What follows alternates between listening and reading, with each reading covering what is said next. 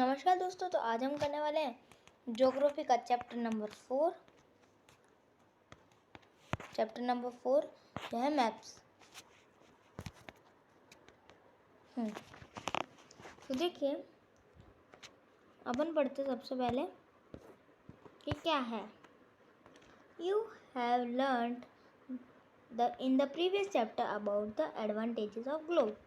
अपन ने पिछले चैप्टर्स में जो वीडियोस थी अपनी, उनमें दोनों चैप्टर्स में अपन ने ग्लोब के एडवांटेज पढ़े थे। However, globe has limitation as well. लेकिन ग्लोब की भी लिमिटेशन होती है। A globe can be useful when we want to study the earth as a whole. अपन को ग्लोब की जरूरत कब होती है? जब अपन को पूरी अर्थ को एक साथ पढ़ना हो, मतलब पूरी अर्थ को ही पढ़ना है। अगर क्या हो, जैसे आपको अर्थ का पार्टी पढ़ना है, अपनी कंट्री का पढ़ना है, तो उसमें तो ग्लोब कोई मदद नहीं कर सकता। और डिस्ट्रिक्ट में तो बिल्कुल नहीं कर सकता ना। But when we want to study only a part of earth, जो मैंने कहा, एज अबाउट आवर कंट्री, जैसे अपनी country, state, district, towns and villages, इनके भी लिए भी होते हैं ना। अब देखिए, अपना चैप्टर क्या था? Maps. It is the little help. तो ग्लोब क्या करेगा? बहुत छोटी हेल्प करेगा, मतलब कोई मतलब नहीं उसका। In such situation we use map के बारे में आप जानते हैं? A map is a representation or a drawing of a earth surface or a part of it drawn on a flat surface according to scale. एक flat surface पर drawn होता है, यानी जो कागज होता है ना अपना, उस पर ड्रॉन होता है ना। आप जानते हैं मैप के बारे में? जैसा आपके अपने स्कूल में वो पॉलिटिकल मैप मंगाते हैं ना, वो वैसे अपन पॉलिटिकल मैप के बारे में भी जान सकते शायद इस वाले चैप्टर के अंदर। But it is impossible to flatten a round shape completely. Round shape नहीं होती कंप्लीट, सॉरी गलती से तो नहीं आ गया। We find that maps are useful to for various purpose. अपन ने अभी जाना कि मैप जो है वेरियस पर्पस से यूजफुल है। One map shown on show a small area and a few facts में। Another map may contain as many facts, बहुत सारे facts, as a big book. देखिए, when many maps are put together we get an atlas. atlas के बारे में अपन सब जानते हैं। वैसे तो उसमें अपन को पहले शुरू में सोलर सिस्टम वगैरह देखने को मिलते हैं, लेकिन जब आप और आगे जाते हो तो आपको कंट्रीज फ्लैग्स वगैरह मिलते हैं, फिर उसके बाद आपको मैप्स मिलते हैं। उनमें बस वैसे कंट्रीज ही नहीं दिखाई गई होती है, उसमें ऐसा होता है ना कि यहाँ कितना पॉल्यूशन है, यहाँ सबसे ज़्यादा पॉल्यूशन है, ऐसे वो कलर्स से डिफाइन होते हैं ना। Atlas are of various size. Atlas अलग अलग साइजेस की होती है। Measurement drawn on different scale पे। अब स्केल का मतलब शायद अपन आगे समझें, तो अभी मैं नहीं समझाता। Maps provide more information than a globe. Globe से ज़्यादा इन्फॉर्मेशन देते हैं, और जो ग्लोब की इन्फॉर्मेशन होती है ना, वो भी देते हैं, बस वो लाइंस वगैरह की नहीं देते। बाकी वो होता है ना पूरा कंट्रीज़ का मैप, जिसमें सारी कंट्रीज आती है, तो वो भी तो एक ग्लोब मैप ही हुआ। They are different type, some of them are describe below. तो सबसे पहले अपन जानेंगे फिजिकल मैप। ठीक है। तो फिजिकल मैप क्या है? Map show natural feature of earth such as mountains. जो माउंटेन्स शो करता हो, जैसे mountains, plateaus, plains, rivers, ocean are called physical और रिलीफ मैप्स। यानी कोई जैसे ऐसा मैप जो सारे नेचुरल फीचर हो, माउंटेन्स, प्लेट्यूज, ये सब ह्यूमंस ने थोड़ी बनाए हैं, ओशंस, रिवर्स। तो अपन को इसका इंतज़ार था, ये पॉलिटिकल मैप उस पर क्यों आता है ना, अपन को नहीं पता था अब तक। अब जानते हैं। Map showing cities, towns and village and different countries and state world with their boundary are called political map. तो जिनमें डिफरेंट तरीके से स्टेट, हर स्टेट की एक अलग ही बाउंड्री बनाई होती है, लेकिन जो ये होते हैं ना फिजिकल मैप, इनमें नहीं होते हैं। इसमें पूरा कंट्री ले लेते हैं या फिर पूरे वर्ल्ड को ले लेते हैं, यहाँ एक कंट्री ले लेते हैं, यहाँ एक स्टेट ले लेते हैं, उसमें रिवर वगैरह शो कर देते हैं। Thematic map, some map focus on specific information such as road maps, rainfall maps, maps showing distribution of forest interaction are known as thematic maps. इन्हें thematic maps कहते हैं. Suitable tasks are given on basis of information provided in these maps. मतलब है ना, जो एक map होता है ना, उसके अंदर रेनफॉल ही बताई जाएगी या फिर यानी एक साथ घुसाया नहीं जाता. There are 3 component of map: distance, direction and symbols. तो यहाँ 3 पार्ट हो गए मैप के पार्ट है. एक है डिस्टेंस, मतलब 3 पार्ट हो गए अपने, डिस्टेंस, डायरेक्शन एंड सिंबल्स. तो सबसे पहले डिस्टेंस के बारे में जानते हैं. Distance, map are drawing with radius entrance world और a part of it on a sheet of paper. Paper पे फिट होता है. और we can say map are drawn to reduce scale से. अब वो आया था ना अपने scale, sorry, but this reduction is done very carefully, और ध्यान से. So the distance between the places is real. It can only be possible when a small distance on paper represented on a large distance around होती है. Therefore a scale for this purpose upon scale use करते हैं. अब देखिए scale is the ratio between actual distance on the ground and the distance shown on map. अब example पढ़ते हैं. The distance between your school and your house is 10 kilometre है. ठीक है.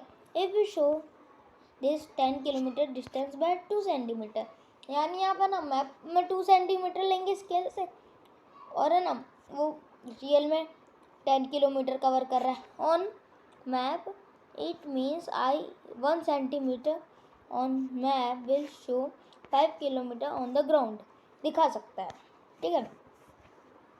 The scale of your drone will be 1 centimeter equal 5 kilometer. This scale is very important in any map.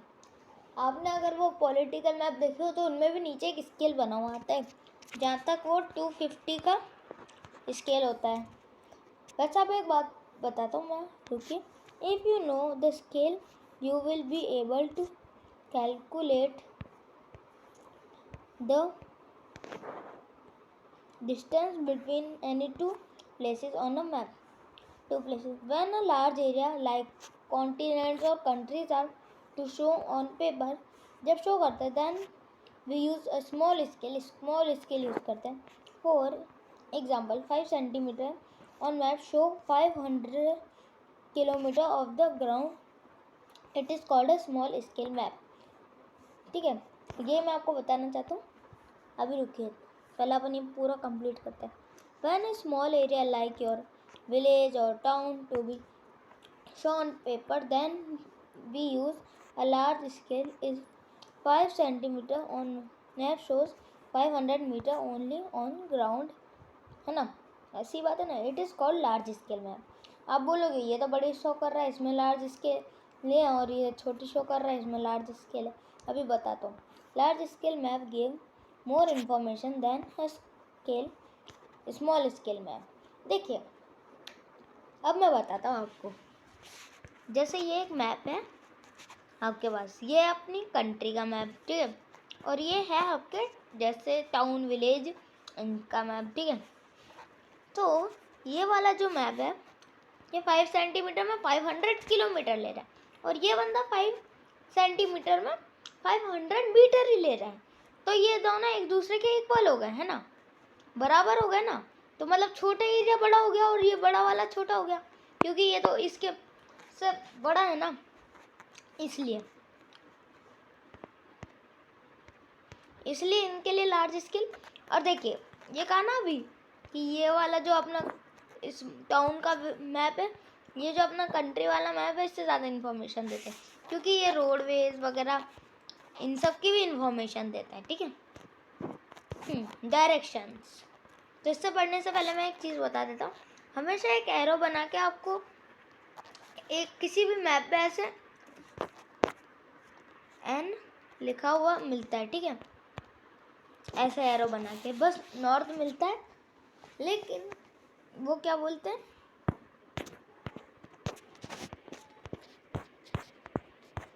कि अब आपको north पता चल जाएगा, साउथ पता चल जाएगा और ईस्ट वेस्ट भी पता चल जाएगा न्यू। ठीक है। तो इतना बता दिया। आप देखें, most maps contain an arrow mark with the letter N. जैसा मैंने बताया at upper right hand corner, upper right hand के कॉर्नर पे this arrow show the north direction. ये नॉर्थ डायरेक्शन को शो करता है। It is called the north line. इसे नॉर्थ लाइन कहते हैं। When you know the north, you can find out other direction. For example, east, west and south. ये भी आप फाइंड कर सकते हैं। There are 4 measures. 4 है, ईस्ट वेस्ट नॉर्थ साउथ। ठीक है। वैसे ये एक मैप है, अभी पढ़ते हैं हम। Direction north south east west. Figure 4.2 A, they are called cardinal points. इनको कार्डिनल पॉइंट्स कहते हैं। Other from intermediate direction are north east, ये वाली जो डायरेक्शन होती है, south east, south west and north west. तो मैं इससे पहले एक चीज़ बता देता हूँ, इसमें थोड़ा सा कन्फ्यूज़न होता है कि देखिए ये पहले आ गया, तब ये ना नॉर्थ और साउथ के जो नाम है वो पहले क्यों आ रहे, क्योंकि ये जो है ना ये वो वाले पॉइंट है जिनके नाम आगे आते हैं, जैसे नॉर्थ ईस्ट, साउथ ईस्ट। तो ये दोनों जो है ना ये आगे लगते हैं, उसके बाद कोई सा ये वेस्ट ईस्ट वो इनके पीछे लगता है, ऐसा होता है। ठीक है। We can locate any place more actual with the help of these intermediate directions. इन डायरेक्शन से find out following direction from the figure A, जो आपको दे रखा है। The direction of compass send, देखिए ये कंपास है। The playground from Vikas house, ठीक है ये है। The direction of the community centre कहाँ है, तो सबसे पहले तो आपको मैं ऐसा बना के दिखा देता हूँ। ये हो गया, ये आपके अपने डायरेक्शंस हो गए। ठीक है। तो वो कहाँ है, तो ये नॉर्थ की साइड में वैसे अपने, और ये इधर से है। चलिए काम करते हैं, ये सारे मैं आपको एक बार पढ़ के सुना देता हूँ, आप कमेंट्स में बताना। देखिए जैसे इसमें कितने दे रखे हैं, ए और बी दे रखे हैं, तो कि आपको ए आसान लगे तो आप ए का मतलब बताइए, बी आसान लगे तो बी का। The direction of a community centre, the playground from Vikas house, ये वाला। The direction of school from shop, ये वाला। We can find out direction of a place with the help of compass, compass की help से। It is a instrument use to find out main directions. Use होता है ना, आजकल तो अपने फ़ोन में भी आने लग गया ये, पहले तो लोग लेते थे। Sorry. It's magnetic needle always point towards north और साउथ डायरेक्शन, नॉर्थ और साउथ डायरेक्शन में रहती हैं। तो अब बढ़ते हैं सिंबल्स के बारे में। सिंबल्स में थोड़ा सा आपको बता देता हूँ। जैसा अगर आपने वैसे मैप देखे हैं तो रिवर्स के कुछ ऐसे ऐसे करके सिंबल्स देखे होंगे आपने।